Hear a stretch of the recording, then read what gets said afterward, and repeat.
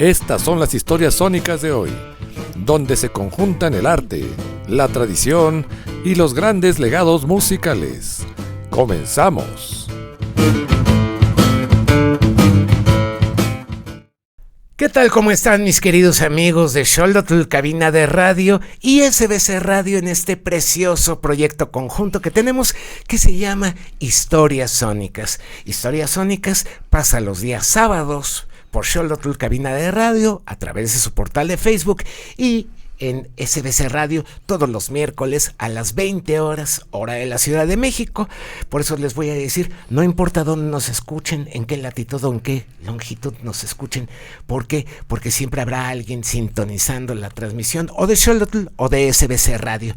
Y bueno, tenemos la continuación de un tema que ha sacado Callito, que ha sacado Ámpula, inicios del rock and roll en México. Esto es importante que se los digamos, amigos.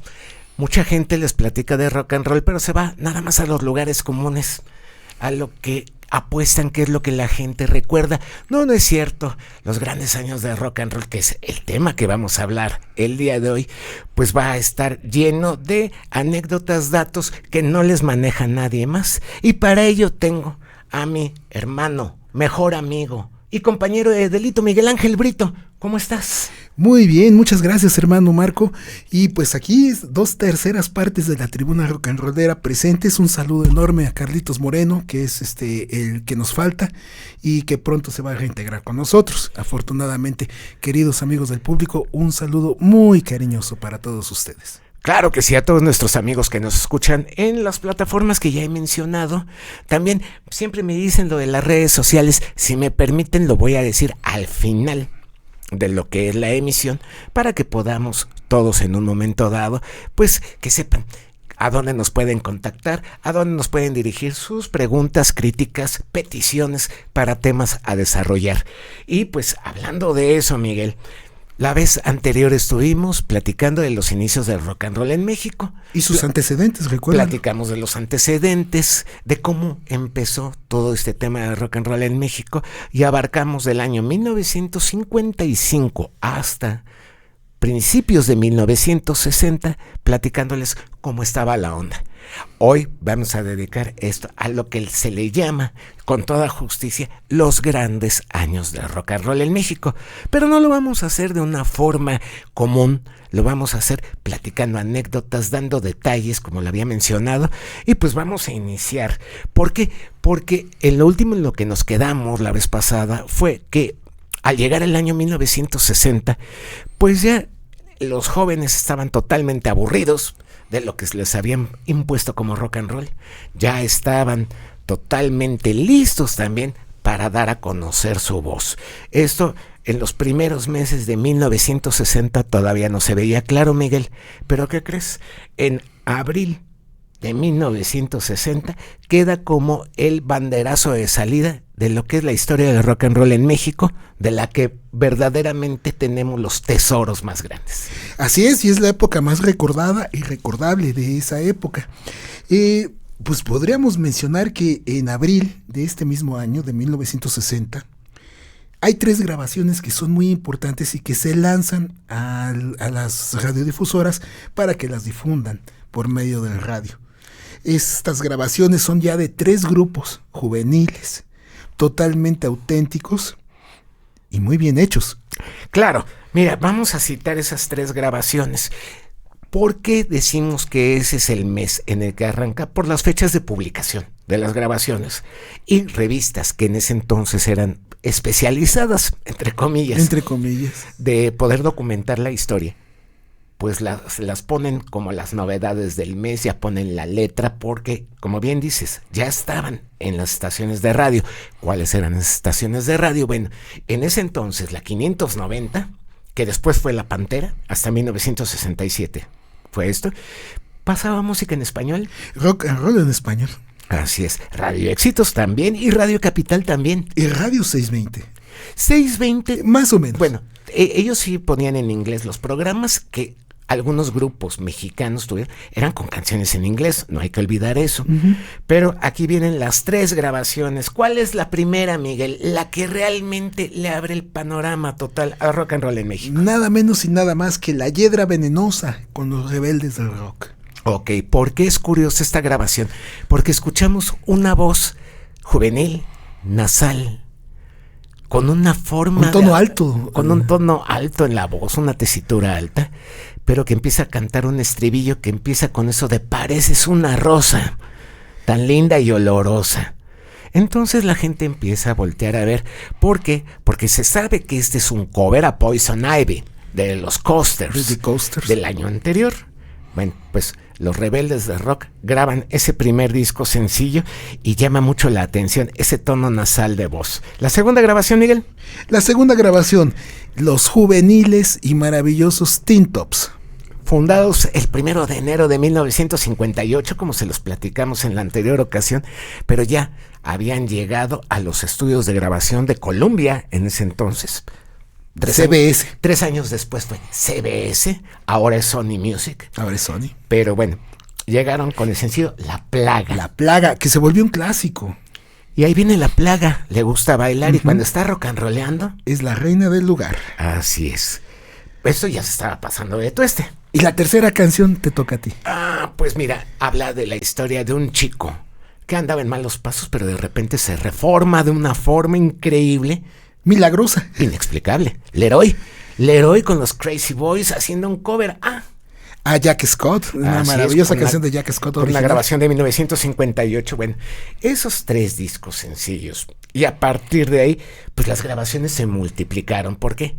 Porque de ser un movimiento total y completamente ignorado, el rock and roll, de repente ven que empieza a vender discos.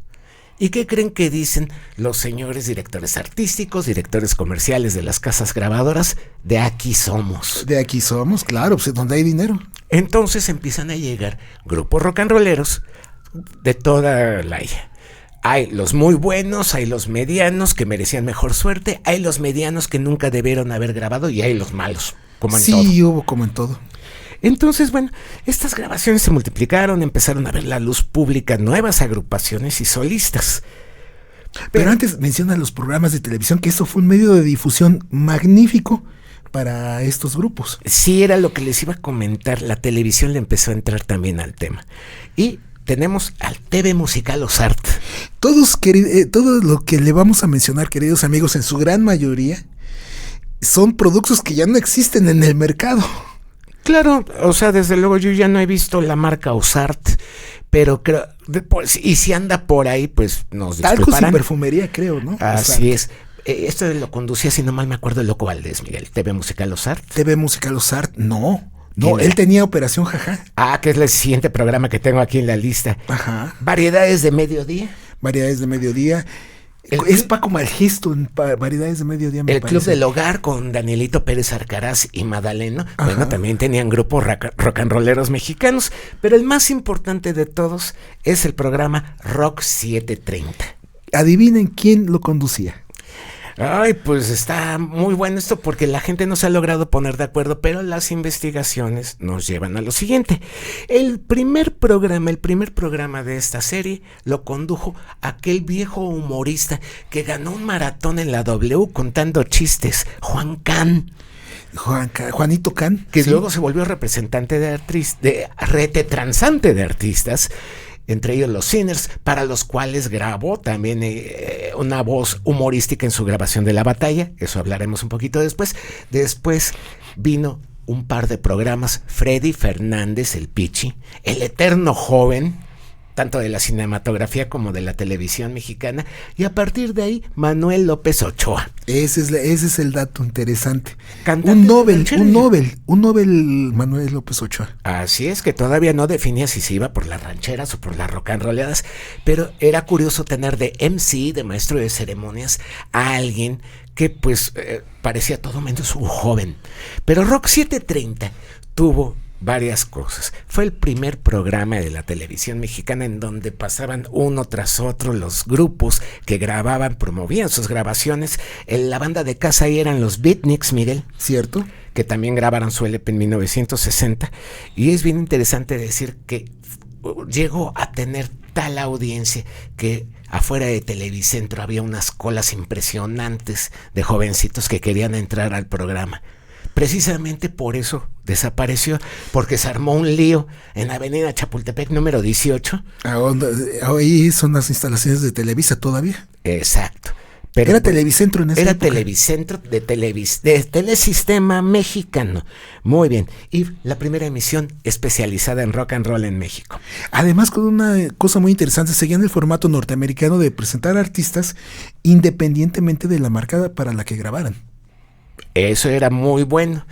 Después se tomaron medidas. La disquera de Televisa o Telesistema Mexicano en ese entonces era Orfeón. Sí, por el parentesco familiar. Exactamente, de don Rogelio Azcárraga con los Azcárraga de Televicentro en ese momento. Y el mero que era Azcárraga Vidaurreta. Bueno, pues ya hablamos de lo que es la televisión. Ahora, medios impresos mexicanos especializados en música, los empezamos a ver.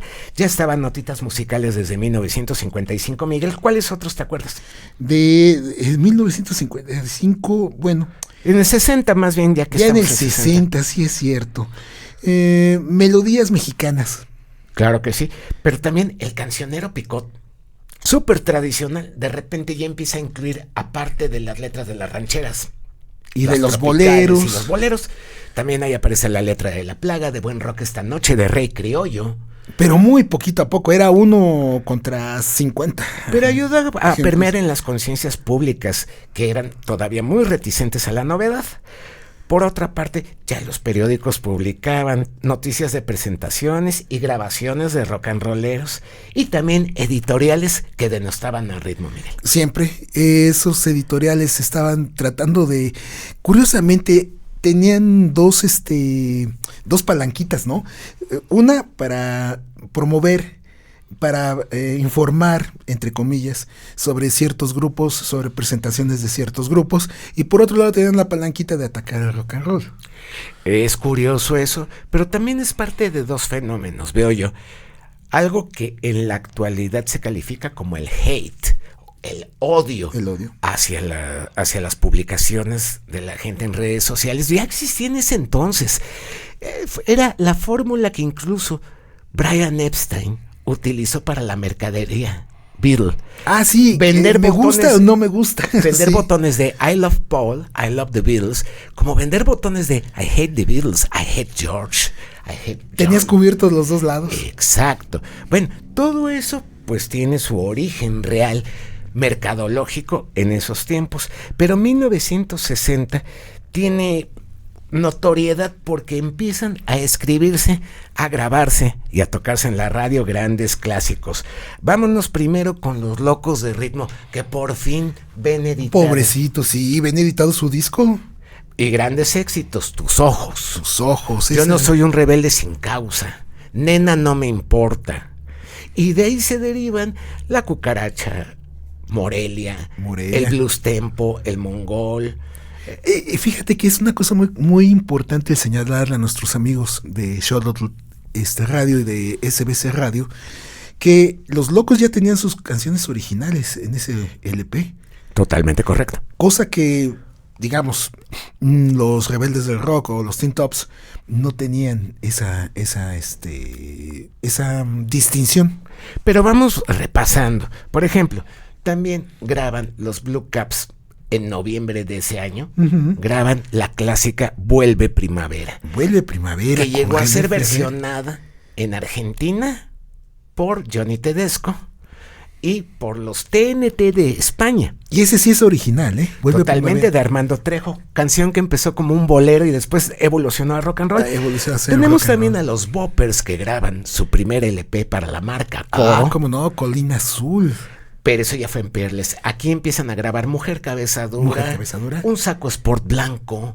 Empiezan a grabar Problemas. Tenían 2 cantantes los Boppers, ¿te acuerdas? Correctamente. Paco Cañedo, que cantó Colina Azul, como bien dices. Ajá. Y el chaparrito, al que le decían el primer Ricardo, Elvis. Ricardo de la Garza. De la Garza. El primer Elvis mexicano, chaparrito, que tuvo una desgracia en su familia. Perdió a su padre, pero su mamá le adelantó una lana de la herencia para comprar instrumentos de rock and roll y llamó a sus amigos los Boppers y se fueron una noche de 1960 en circunstancias casi igualitas a la de los Locos a grabar de un tirón un LP de 13 melodías para la coro. Era una costumbre mala de esa época. No se creía en el rock and roll ni nada. Bueno, tenemos también a los Camisas Negras. Primero ellos ya tenían colocado el sencillo de La Batalla de Jericó, sí, como de Black Jeans. Pero luego empezaron a grabar sencillos y se les incorpora a la mitad de ese proceso. Ya en la Musart, pasaron de la Peerless a la Musart, se les incorporó Javier de la Cueva como pianista. Como importantísimo. Y de ahí logran grabar ya un disco LP como Los Camisas Negras. Grandes éxitos, El Tigre. La Marcha de los Santos. Todos con la voz de César Costa. Es totalmente correcto. Que no iba a ser el vocalista, ¿eh? No, tenía un norteamericano. No, ¿sí? Tenía a su hermano, a Ricardo Roca. Iba a ser el primer vocalista. Pero él se fue a los Hooligans después. Es correcto. Uh-huh. Pero pues se quedaron con The Second Best. Y que fue muy bueno. César sí. Costa. Tenemos a los Sonámbulos. Me encantan los Sonámbulos. Grandes bolas de fuego. Carrera contra el diablo. La fiesta les encantaba Jim Vincent. Sí. Por lo que veo. Ellos iniciaron en el 58 y lograron armar con el productor Guillermo Acosta un LP que tiene una portada memorable. Ellos caminando en bata de dormir. Con gorrito. En Paseo de la Reforma, ¿no? En el Ángel de la Independencia. Ciertamente. Eso ya hablaba de cierta disrupción. Sí. Muy bien. Tenemos a la primera formación de los Jokers, que no tuvieron éxitos. Ellos grabaron para Cisne en 1960, pero lograron colocar en las radiodifusoras la primera versión que hicieron ellos a Love is Strange, El Amor es Extraño, Miguel. Cierto. De ahí vinieron los Beatniks, grupo de casa de rock 730, los Super Secos. Los hermanos Zapata. Así es, ya sin Capulina, que se empiezan a dedicar a rock. Y también vienen siendo un antecedente, aunque yo no soy gran fan del grupo, porque no me parece que tengan el nivel como para competir con los que hemos mencionado. Es increíble, tenían a uno de los mejores guitarristas de México. Pues sí, pero como que ya a la hora de cuajar no cuajó el no flan. Cuajaba bien. Pero tuvieron cierta importancia, hicieron covers a Elvis Presley, también a Jim Vincent, hicieron covers incluso a Ricky Nelson.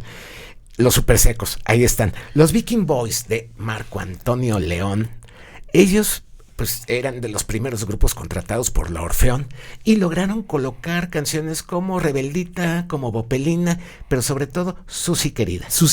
Y Cuando mi luna brillará. Los Solitarios de Dino Alberto Abeleira. Esos primeros Solitarios. Ay, qué grupazo. Ahí estaba el Cuervito, ¿verdad?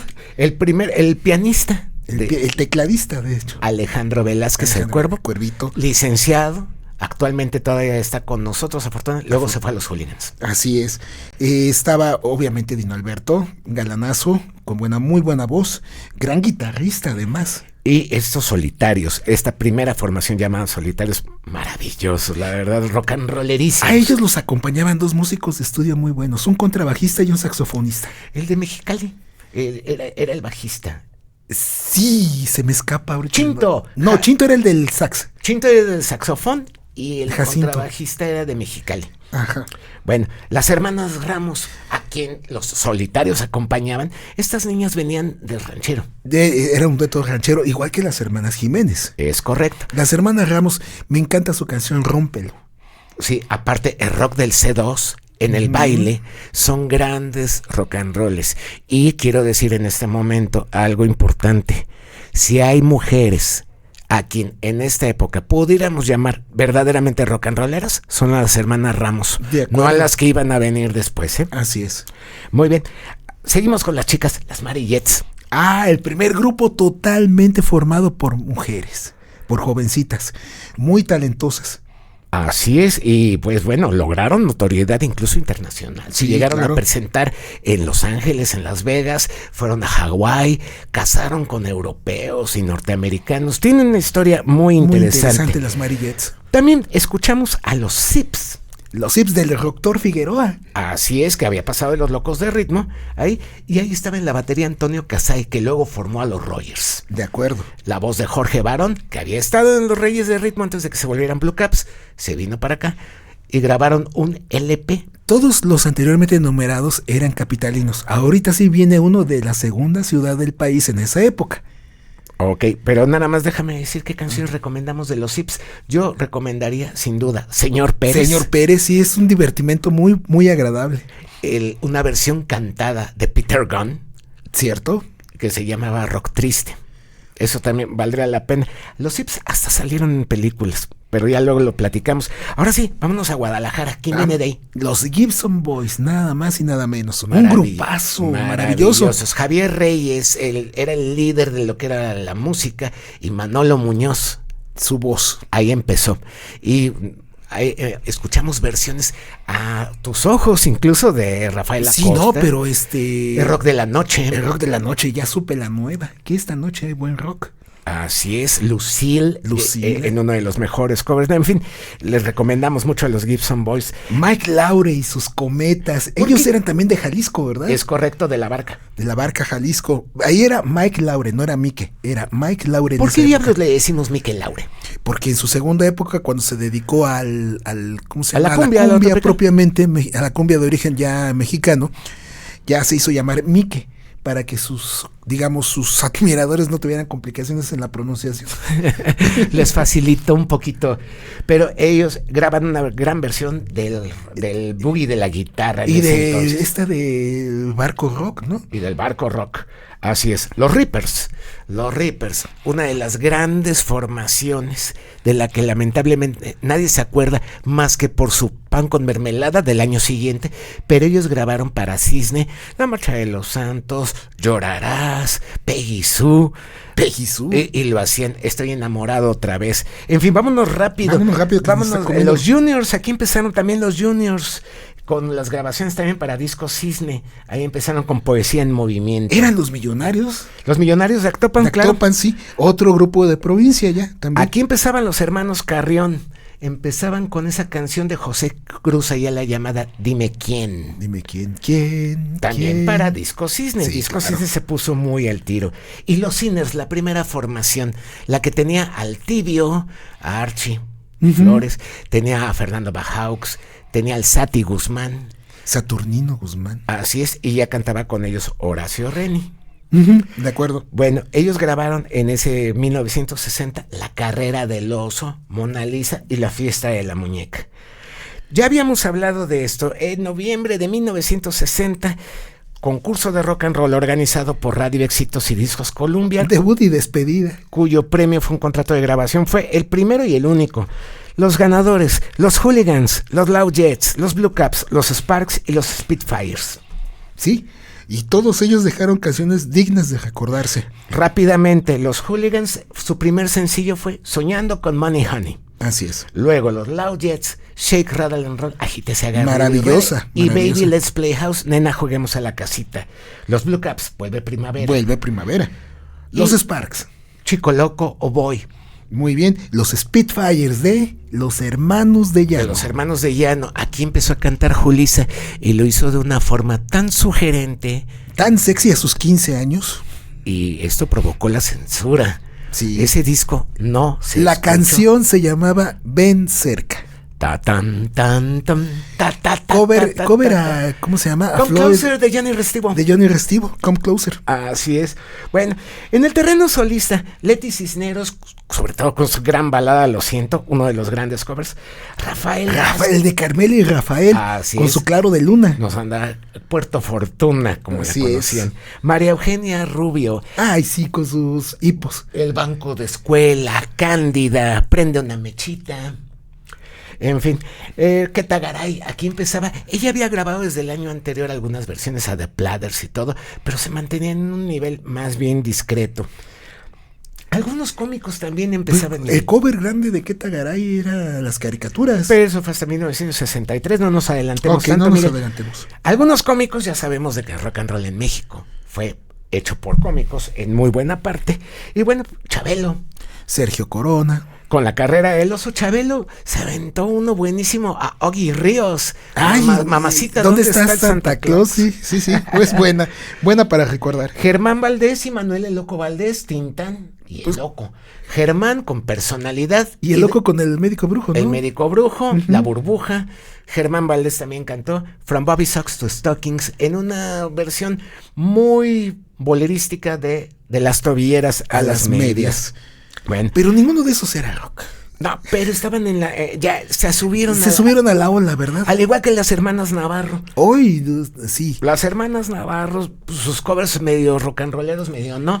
Medio guapachosos. El Relojito, Pepe. Pero Pepe es 16 toneladas. Una guarachita. Y Shiboom también hicieron. Ok, de acuerdo.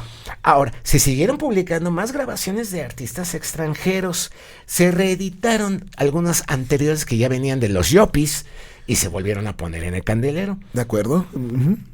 Curiosamente, los Yopis casi siempre grababan 3 versiones de sus éxitos. La que grababan en Estados Unidos, la que grababan en Cuba y la que grabaron en México. Sí. Entonces, por eso hay ciertas variaciones. Hay diferencias notorias. Los 5 latinos. Maravilloso grupo músico vocal. La Hora del Crepúsculo, Dímelo Tú. Dímelo Tú, qué maravilla de canción. Queridos amigos, Mi escuchen oración. Dímelo Tú. El primer rock and roll original argentino. Bueno, pues aquí ya venían también los Santos Miranda de Argentina, con una canción que tuvo mucho éxito en 1960, Voy Caminando, silbando y entonando esta canción. Ellos la grabaron en España, creo. Es correcto. Así es, aunque argentinos se afincaron Se afincaron en España. Daniel Santos, el jefe. El jefe Daniel Santos con su Quiero a mi nena. Una canción de un chavo canadiense. Así es, I Love My Baby, que está cantada en Spanglish porque la cantan mitad español, mitad inglés. Sí, era puertorriqueño, hay que entenderlo así. Así es. Y bueno, tuvimos también algunos intérpretes interesantes que no conocieron la fama. El enigmático Alejandro Bravo. No se sabe nada de él. Solo salvo que era amigo de Dino Alberto. En la Narvarte. Él se aventó una canción que se llamaba O Rosana o Rock Incompleto. Es una de las más grandes joyas del rock and roll mexicano. Vale la pena que la busquen en YouTube. Van a escuchar a Los Solitarios acompañándolo. Con el gran Chinto en el saxofón. Con Chinto en el saxofón. Ajá. Pero lo grande de Alejandro Bravo era que podía imitar perfectamente los hiccups de la voz de Jim Vincent y de Buddy Holly. Sí. Eso es algo muy bueno. Se republicó Sergio Bustamante y los Lunáticos, que grabaron desde 57 Elvis Pérez, pero ya con una nueva edición. Esto confunde mucho a los coleccionistas. Cierto. Porque dicen cuál es el mero original. Bueno, lo que pasa es que se publicó originalmente en 57, se volvió a publicar en 60. Ambas ediciones inconseguibles, de los discos carísimos. Son súper carísimos. No sé, no tengo así una idea cercana de cuánto podría cuánto podría valer una copia de estas. Yo te platico que en Discogs yo vi una copia más o menos cateada de Elvis Pérez de la edición original del 57 en 3,000 pesos. Más o menos en ese orden. Ok, bueno, nos vamos a 1961 y vamos a hablar de tránsfugas, modas de baile y transición del rock and roll al twist, Miguel. ¿Quién cambió? ¿Quién dio el cambiazo para hablar de tránsfugas? Rápidamente te decimos, en 61 vimos la consagración, primero que nada, de todos los grupos que acabamos de hablar. Ah, sí, claro, de los Teen Tops, de los Locos del Ritmo, de los Rebeldes del Rock, de los Crazy Boys. Se publica el LP, producto del concurso de grabación. Con Hooligans, Sparks, Spitfires. Y se llamaba Rock and Roll, los éxitos de 1961. También es novedad, vamos a hablar de los tránsfugas. ¿Quién fue el primero que se largó de su grupo, Miguel? Ay, son los juidos. El primero que se fue de su Manolo grupo, Muñoz. Manolo Muñoz, dejó a los Gibson Boys. Esa voz no cabía. Y mira que los Gibson Boys eran un grupazo, con una fuerte influencia de Rhythm and Blues. Y en 1961, todos los que vamos a hablar graban su primer LP como solista. El primerito, Manolo Muñoz. Y de ahí nos vamos a César Costa, que deja los Camisas Negras. Camisas Negras, lo contrata Dimsa precisamente. Después de un viaje de un año sabático que le regalaron sus papás por haber concluido correctamente el año escolar. Su prepa. Ese graduó hasta 63, pero concluyó bien el año escolar, sacó al grupo, grabó y tuvo buenas calificaciones. Vete a los Estados Unidos, mijo. Adelante, perfecto. Cuando regresas ya tienes un contrato como solista firmado para la Orfeón y te vamos a lanzar internacionalmente. Oye, mis camisas negras, dale las gracias. Dale las gracias y diles que hasta luego. De ahí, los hermanos de Cosío se van con los hermanos Carrión. Así es. De esa formación. Javier de la Cueva ya se queda con los Hooligans. Y Carlos Loftus, el bajista de los Camisas Negras y Black Jeans, pues se empieza a dedicar a la publicidad. Y le fue afortunadamente muy bien. Muy bien, sí. Bueno, de ahí viene Enrique Guzmán. El gran Alejandro Guzmán. Enrique Alejandro Guzmán, pues cantaba con los Teen Tops, como todos ustedes ya deben de saber, pero ¿qué creen? A partir de 1961 empieza a alternar sus grabaciones solistas con las grabaciones con los Paco de la Barrera, ¿verdad? Era su... No, José de Jesús Hinojosa. Y la orquesta de Chuck Anderson. Sí, tuvo tanto éxito su primer disco, grabado como solista. ¿Y por qué le dieron la oportunidad? Por su buena voz y por su buena presencia. Sí, tenía buena presencia. Tenía buena presencia para la época, el joven Enrique Guzmán. Sí, tenía unas canciones que eran éxitos. Lo curioso es de que la gente, amigos de Xollotl Cabina de Radio, amigos de SBC Radio, en este programa Historias Sónicas, creerán que en ese entonces las personas, la mayoría de la gente creía que todas esas canciones eran originales. No tenían idea que eran covers. Es que estaban magníficamente, por lo menos los covers de Guzmán estaban magníficamente elaborados. Y ahí vamos a una cosa que también no debe de dejarse atrás en estas historias sónicas. Muchos covers en México superaron a su original. En inglés o francés. De Guzmán te puedo decir, Princesita superó al original. 100 Pounds of Clay. 100 kilos de barro. No, está el parejo de la de Gary Daniels. Magnolia, sí. La diosa superó, del amor. La diosa del amor. Yo Chercoté. Te necesito. Cuando te tomo de la mano y me dices yo te quiero, mi corazón canta así. En fin, ellos fueron los primeros que se fueron de sus grupos, pero empiezan a surgir nuevos solistas, Miguel, ¿como quiénes? Tenemos a Paco Cañedo. Oscar Madrigal. Oscar Madrigal, que no cantó nunca rock and roll. Seamos francos y sinceros, como Alberto Vázquez. También salió en ese año ya. Vino, dejó a los solitarios y también se unió a los solistas. Ahora, es importante mencionar a la gente, a nuestros amigos de Historias Sónicas. Cabe mencionar que la mayoría de los grupos y solistas que grabaron desde 1960 siguieron publicando discos, aunque hubieran sufrido alteraciones en las alineaciones o el sello discográfico. De repente pasaban de uno a otro y a otro. Caso muy claro, los Jokers. Empezaron en Cisne, luego se fueron a Orfeón Dimsa y terminaron en RCA, donde tuvieron y conocieron el éxito. Su mejor época. Así es. Ahora, las mujeres se hicieron más presentes como solistas que no como rock and rolleras, Miguel, por favor, dime quiénes. Bueno, vamos a empezar con Julissa, que viene de los Spitfires. Ok. La joven Julissa en esa época. Ay, mi amor imposible, Angélica María. Angélica María.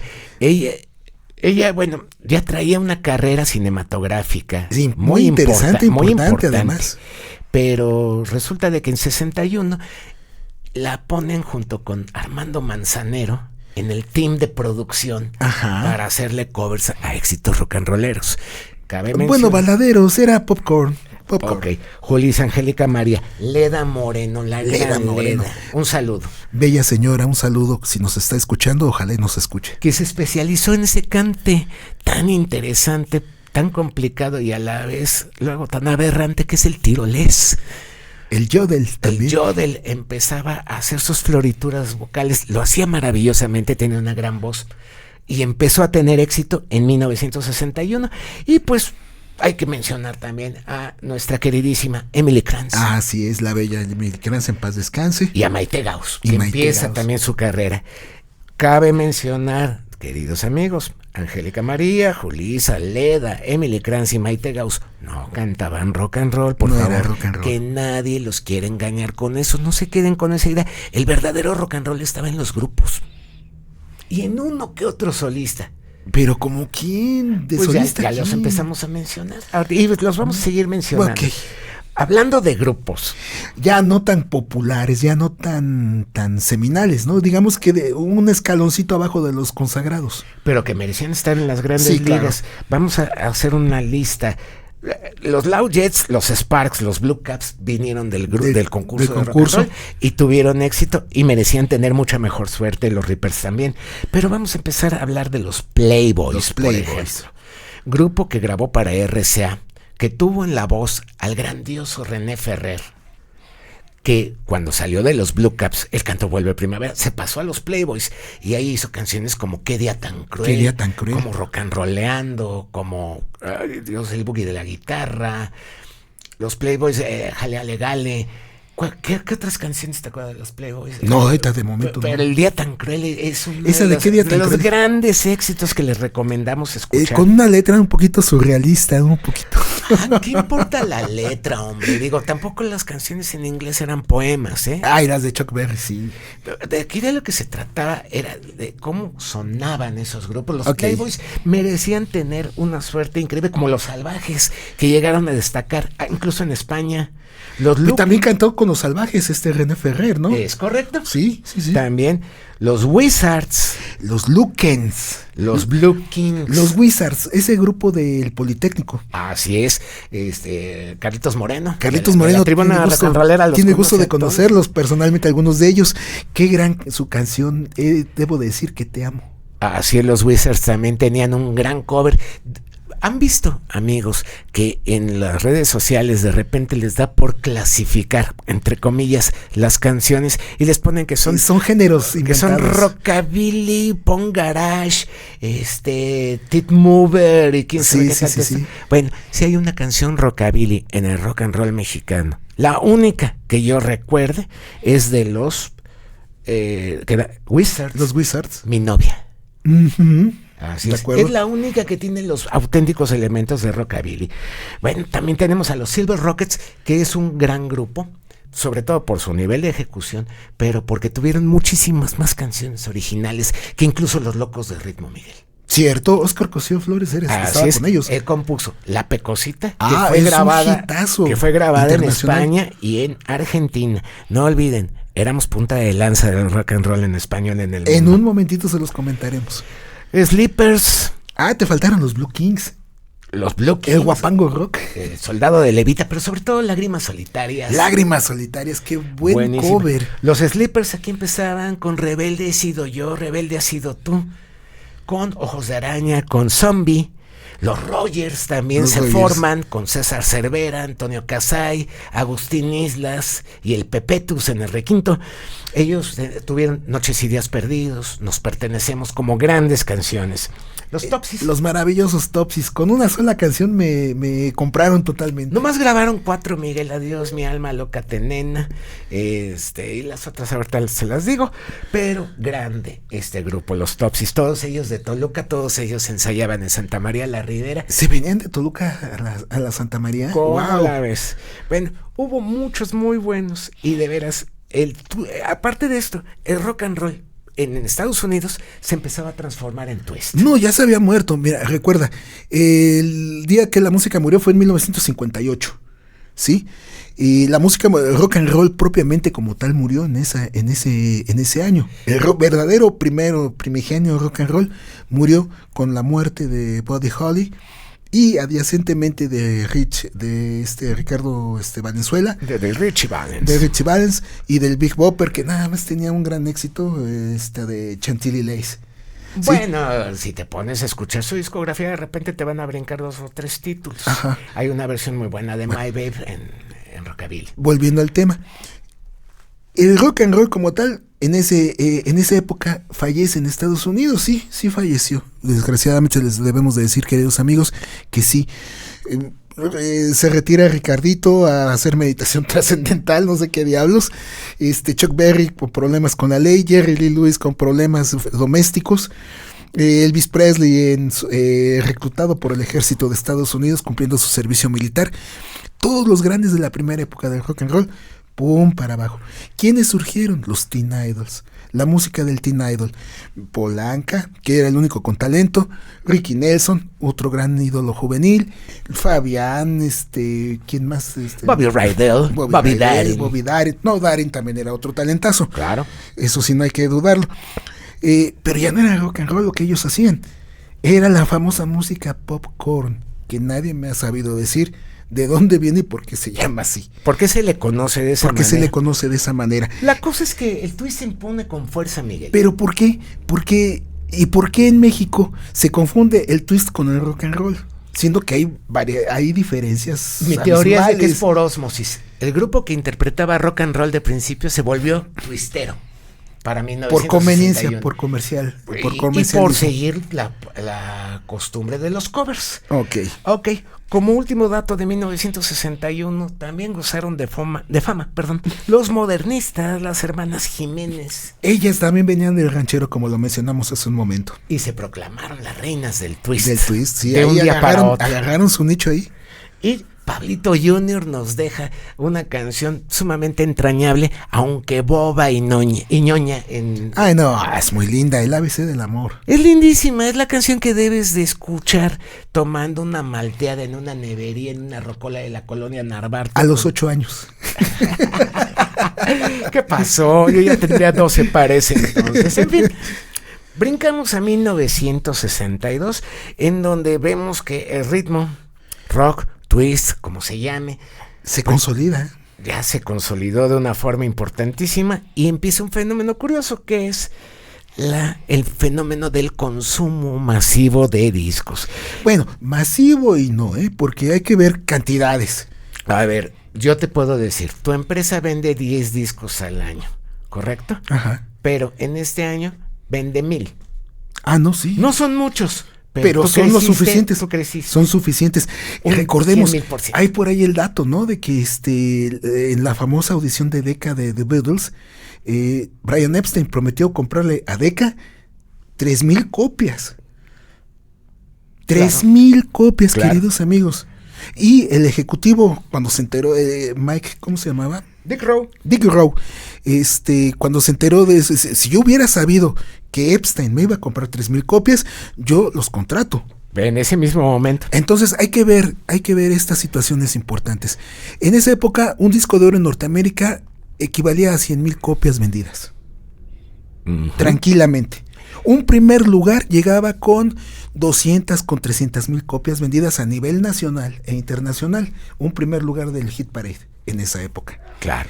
En México, guardando las debidas proporciones, como tú lo mencionaste, 1,000 discos, 1,000 copias vendidas contra los 100 que vendías anteriormente, sí. Pues tu negocio creció. ¿Verdad? Ese es el nivel de progreso que hubo para que se dimensione adecuadamente. Claro. Ese consumo masivo de discos, sí y no. Pues la cosa es que llegó 1962 con un muy buen seguimiento radiofónico y locutores cada vez más populares, con lo que ya se llamaban en ese entonces, entre ellos mismos, la muchachada. Ahora nos decimos que somos morros y morras, que somos vatos. En ese entonces éramos muchachos y nos conocían como la muchachada, la nueva ola. Y pues vamos a hablar de nuevo, las publicaciones impresas pues eran las mismas, pero se suma la historia del rock and roll, ritmos y canciones ahora, y México canta. Son revistas inconseguibles, ya no. Yo creo que en la hemeroteca de la universidad debe de existir algo, pero fuera de ahí, ¿no? Y ahora un tema importante, los programas televisivos ya eran todavía más enfocados a la música de moda. Ya estos muchachos que salieron de los barrios clase medieros por mérito propio se empiezan a codear con las grandes figuras. Sí, con las estrellas de la época. Así es, pues los rebelitos habían ganado el lugar en el show business a trancos y barrancos. Los sellos disqueros andaban a la casa de nuevos grupos y solistas que parecieran siquiera rock and rolleros o de la nueva ola, que también así se llamaba la ese nueva movimiento. Ola, claro. No se decían tanto los rock and rollers, decían es la música de la nueva ola. ¿Por qué? Porque la hacían jóvenes. Los firmaban, los grababan bajo condiciones, los explotaban, casi inaceptables en ningún otro escenario.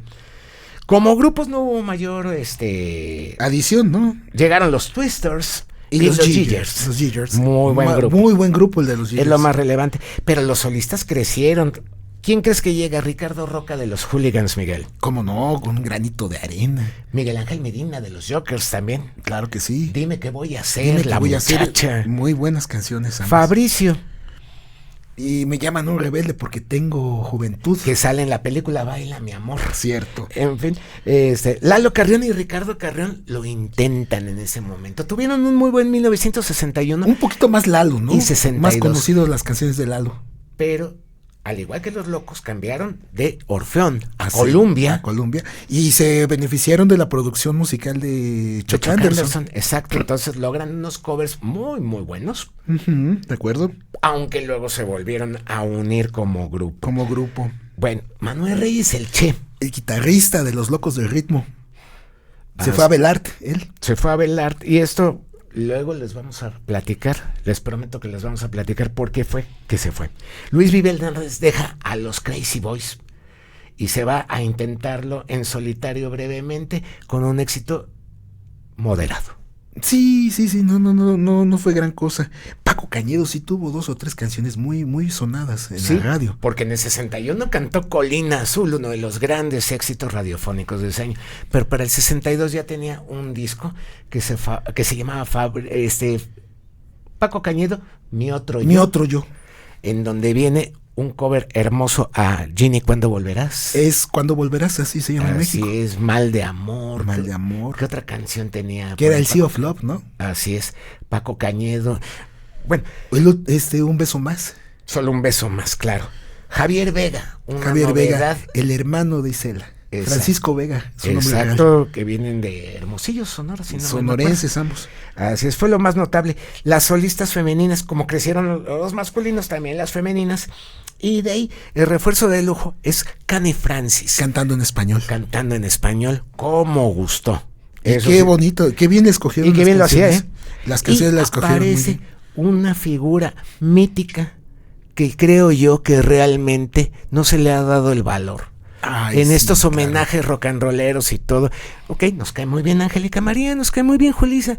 No, la verdadera, la rebelde encantadora, era ni más ni menos que Vianey Valdés. Jovencita originaria de Lindavista, al Aquí en norte de México, la Ciudad de México. emigrada a Monterrey. Emigrada a Monterrey, coconductora de uno de los grandes programas míticos. Ni te adelantes. En la próxima entrega de la historia de Ok. rock and roll les voy a platicar la historia de Vianey Valdés. De acuerdo. Pero mira, de veras, buena. Esta señora sí fue rock and roll. Ella sí. Ok. También apareció Diego de Cosío como instrumentalista. No, Miguel. hombre, uno de los mejores guitarristas de rock and roll mexicano. Claro, y tuvo canciones buenísimas, El Espantapájaros Azul. Sueños de un adolescente. Son las que yo me acuerdo más. Cosquillitas. Cosquillitas es también, sí, padrísima sí, es esa cierto. canción, que era un cover a Cliff Richard and the Shadows. The Shadows. Muy bien. Bueno, ya los conjuntos musicales ya tenían mejor equipo, instrumentos, amplificadores. Las casas de música en México experimentaron un muy buen crecimiento en su negocio, que se ha mantenido estable. Y ya hasta se la fecha. arriesgaban a traer mejor equipo, más equipo. Y como ya dijimos, la nueva ola vendía discos de manera nunca antes vista en nuestro país. Ahora, un fenómeno muy interesante del que vamos a tratar a continuación. Ok, dime de qué se trata. Pues va a ser la primera internacionalización del rock juvenil mexicano. Habíamos hablado de que el primer gran logro de rock and roll mexicano vino en julio de 1958 con los Locos de Ritmo, yendo a concursar a Nueva York y Ted todo. Max, Pero Amateur. realmente México fue punta de lanza en toda la América Latina e incluso en España, porque les llegó un poquito más tarde a ellos el rock and roll. Entonces era para un adolescente español tan motivante escuchar a Elvis Presley o a Paul Anka como escuchar a Enrique Guzmán A los Teen Tops o a Dino Alberto Abelé. o a los Locos. ¿Pueden también. creerlo, amigos? Sí. Así fue. Y bueno, en España, mira, el rock and roll juvenil empezó oficialmente desde 1959. De acuerdo. Grupos, los pájaros Legendarios, los rojos, legendarios. los Milos, Los legendarios, Milos, sí, los claro. Estudiantes y los Relámpagos, Sí, entre sí, otros. sí, sí, sí. Pero- Pero ¿qué crees? Se atrevían a cantar nada más en inglés. Claro, porque como a principios en México decían que era una blasfemia cantar el rock and roll de Presley en el idioma de Cervantes. En fin, este rock and roll, como les decía, fue una fuerte influencia para los primeros rockers castizos. Los discos más populares de México se publicaron en Argentina, en Perú, en Venezuela y sobre todo en España. Entonces de repente veíamos un extended play de los Tin Tops aquí en México para la Columbia, pero resulta que en España era Fontana. Era Fontana Records. Era la voz de su amo. Ok, ya se nos va a acabar el tiempo. Válgame. No me digas. Bueno, vamos a hacerle mucho caso a nuestro ingeniero. Entonces nos vamos a quedar nada más en 1962, Miguel. De acuerdo. Entonces vamos a tratar de detallar este tema.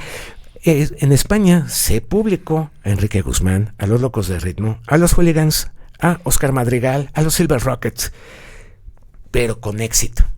Entonces, muchos de los grupos de segunda generación, los Top Son, los Sonors, el mismo los Miguel Sirex, Ríos, mismo Miguel Ríos, claro, todos ellos hicieron ídolos. Enrique Guzmán, Miguel Ríos, hay un programa que se llama ¿Qué noche la de aquel año? Donde recibe Enrique Guzmán y le dice, eres mi maestro, es usted mi maestro. El jefe Miguel Ríos, ni más ni menos. El gran jefe del rock español, Miguel Ríos, rindiéndole homenaje a su ídolo, Enrique Guzmán. Bueno, pues vámonos rápido porque el ingeniero en cabina ya me está haciendo señas y gestos e indicaciones. Muy bien, bueno, ¿qué es lo más importante que se logró en América Latina? Giras. Los Locos de Ritmo fueron, los Tin Tops fueron, los Hooligans fueron. Sí. En Argentina, Colombia, Venezuela, Perú. En Argentina partían el queso los Tin Tops y los Locos de Ritmo. Fueron versionados los Blue Caps con Vuelve Primavera, los Silver Rockets con La Pecosita. Y es más, incluso se llegó a dar el caso de que en la gira de Argentina pasaron por Venezuela. Había subsidiaria de Orfeón Videobox. Era Odeón, ¿no? Odeón. No, Orfeón Videobox, Orfeón así tal Videobox, cual, para Venezuela. Y ahí grabó el último extended play, Toño de la Villa, con 4 canciones, sí. Así es, antes de su fallecimiento. En donde destacan canciones como Tengo una novia y La Cucaracha Twist. Esa de Tengo una novia es un cover maravilloso a Ray Charles. Así es. Bueno, vamos a hablar de algo que nos entristece totalmente a todos. La muerte de los primeros ídolos del rock mexicano se da en 1962. El rock and roll mundial arrastra consigo, Miguel, una especie de mal fario. De mucha mala suerte, mucha mala suerte. La contraparte mexicana no fue la excepción. Antonio Verde Sánchez, Toño de la Villa, Me levanto y me pongo de pie, falleció el 5 de mayo de 1962 por cáncer de garganta.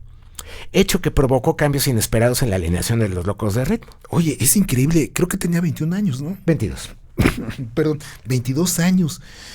Un cáncer de garganta a los 22 años. Que es evidente en las imágenes que vemos de Twist Locura de Juventud. En ella se puede ver cómo ya tiene un bulto importante. En la parte izquierda de la garganta. Del cuello, sí, así es. Ok, bueno, pues descanse en paz. Una de las mejores voces, si no la mejor. Si no la mejor. Del rock and roll, del primer rock and roll juvenil en español.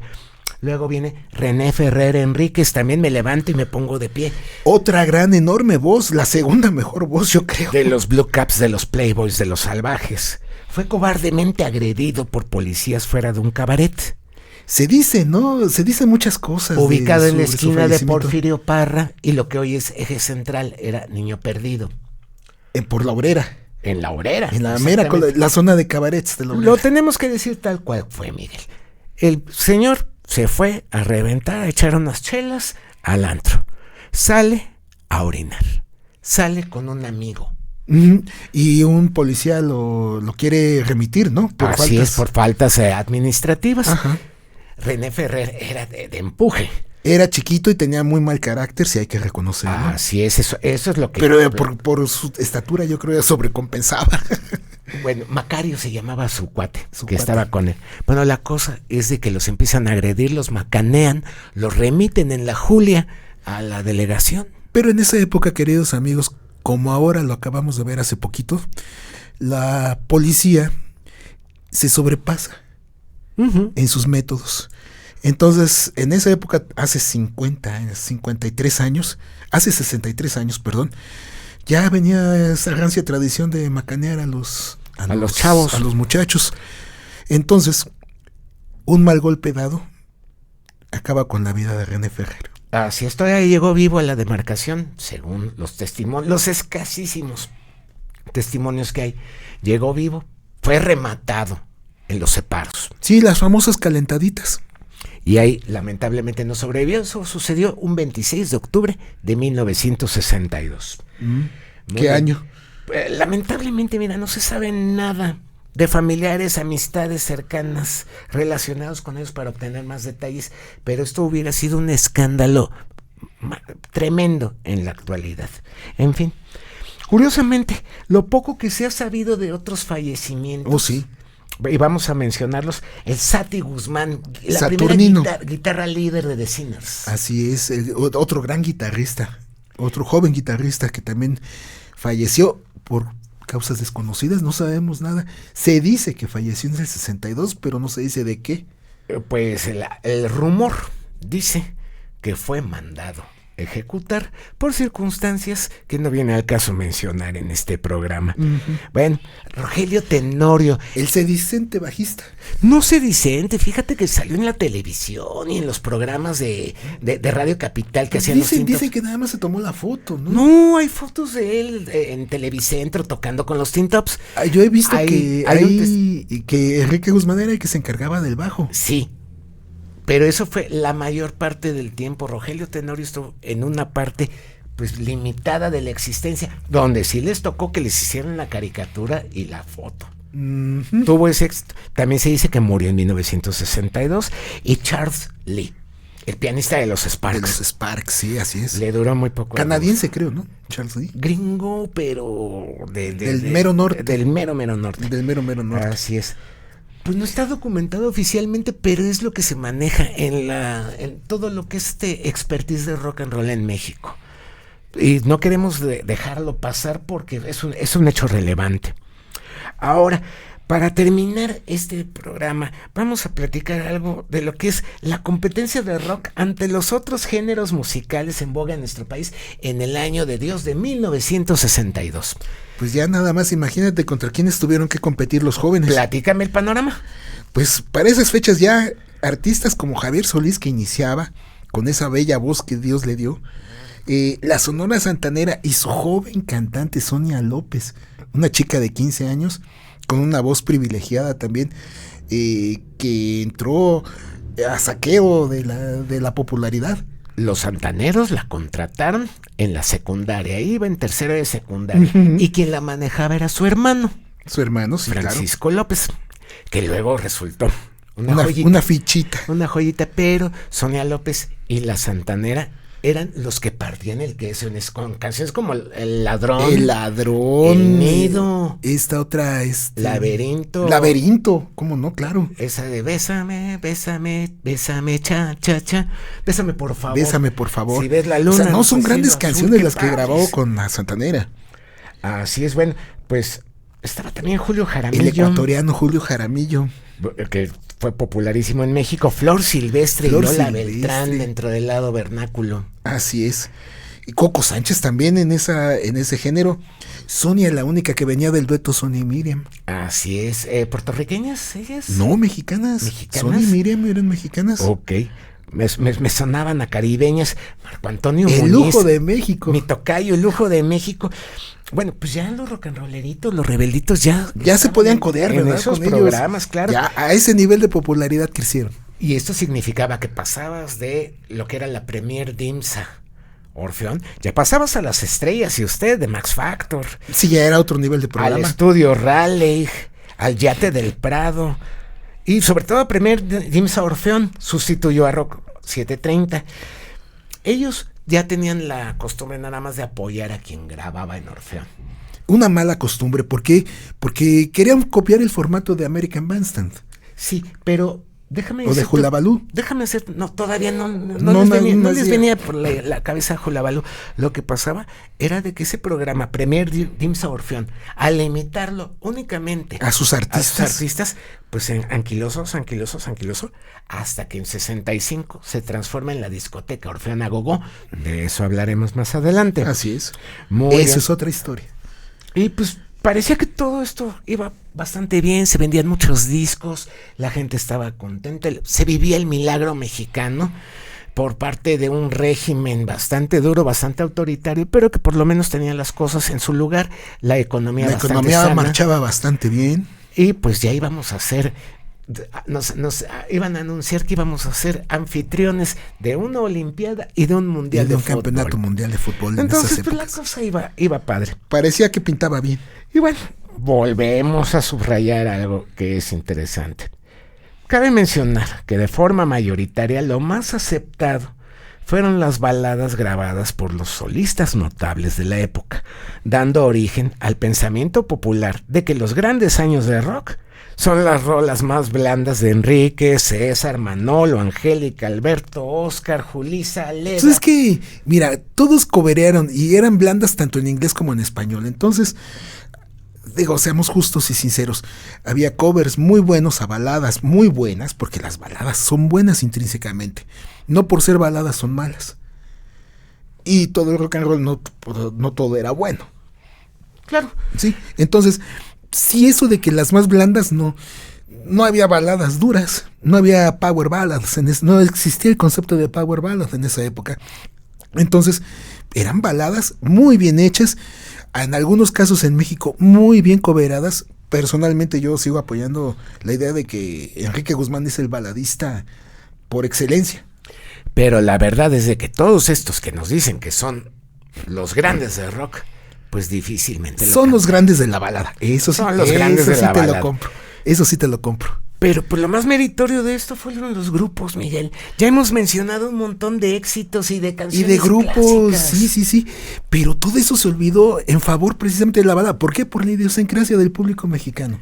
Y de eso les vamos a platicar en la próxima emisión de Historias Sónicas, en donde vamos a hablar del año 1963 y en adelante, y de cómo diablos es que las baladas se apoderaron totalmente de un movimiento que empezó explosivo, que empezó... Es que lo mismo pasó en Estados Unidos, ya lo habíamos mencionado. No, pero el rock se rejuveneció muchísimo durante los 60s en Estados Unidos e Inglaterra. ¿Pero a partir de qué época? No, pues ya estando los Beatles.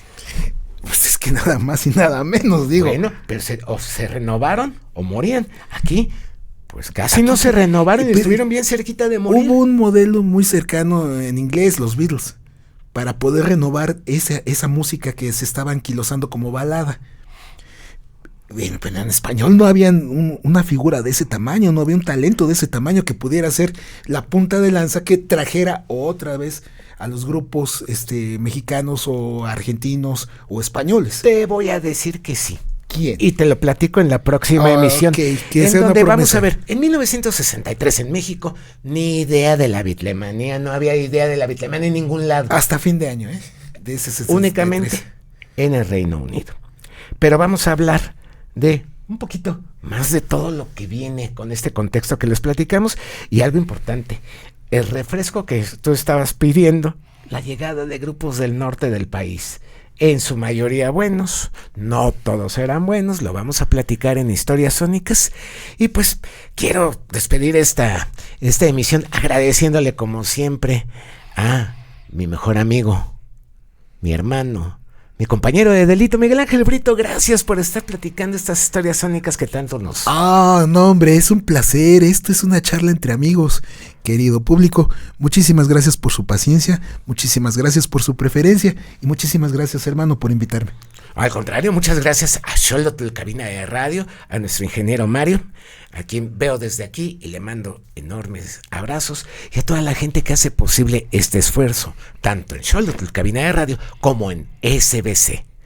Bueno, pues nos vamos, Miguel, nos vamos, amenazamos con regresar con 1963, 1964 y 65. De una buena vez, para que vean el cambio, porque hubo un cambio importante. Sí, la llegada de los grupos del norte y la llegada de los ritmos a go-go, jerk y todo eso que mucha gente confunde con los grandes años de rock and roll. Los incluye, no es que los confunda, sino que los incluye dentro de ese... Ya los regañaremos en la siguiente emisión. Por lo pronto, pásenla bien, un servidor Marco Antonio Brito. Las redes sociales, estamos en Facebook, el Círculo Beatle, Instagram, Círculo Beatle, Twitter, ahora ex, @Círculo Beatle, en TikTok creo que es el Círculo Beatle también con @, y pues creo que ya son, todas las redes sociales. Si no, de todas maneras las vamos a incluir en los comentarios que aparezcan tanto en el portal de Facebook de Xolotl como en estos comentarios en SBC Radio. Esto es todo por hoy. Seguimos con la historia de rock and roll en México. Hasta la próxima.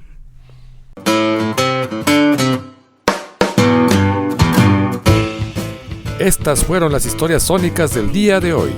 La próxima semana volveremos con más. No lo olvides, te esperamos.